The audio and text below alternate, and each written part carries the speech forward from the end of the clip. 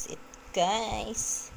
Luto na ang ating gisang toge sa kikiam.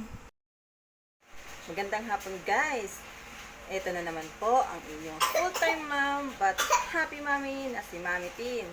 Tara, samahan niyo ako magluto ng gisang toge sa kikiam. Kakailanganin po natin ang bawang, sibuyas, kikiam, nor pork cubes. Siyempre ang gulay, ang toge, siyempre toyo, paminta, at magic sarap.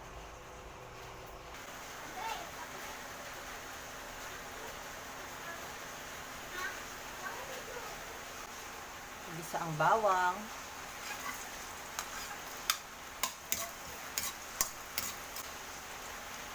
ang sibuyas,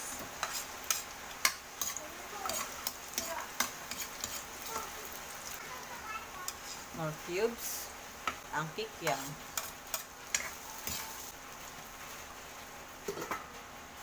Natin, guys. Yan. Medyo ito na siya. Paminta.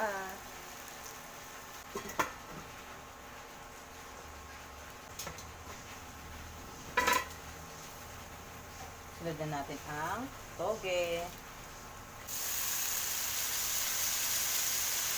Siyempre, haluin natin, guys, para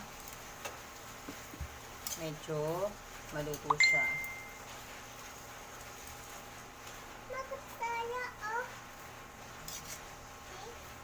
Takpan muna natin, guys.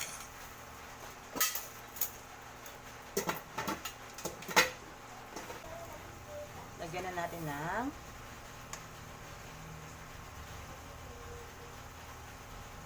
toyo.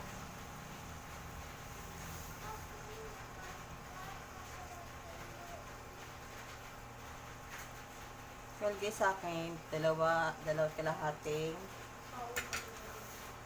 sandok ng toyo lang ang nilalagay ko. Haluin natin siya at lagyan ng tubig.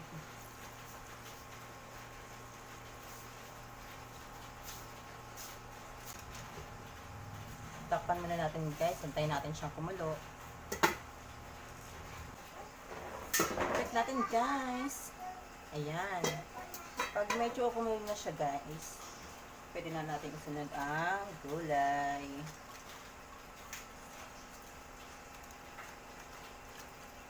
Well, guys, hindi na po ako naglagay ng asin kasi since toyo po ang nilagay ko at may nor cubes na, okay na po yun.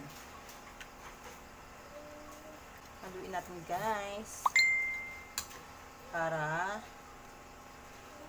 umilalim yung gulay. Para maluto po ang gulay. Then na rin pala natin ilagay ang magic sarap. Ayan.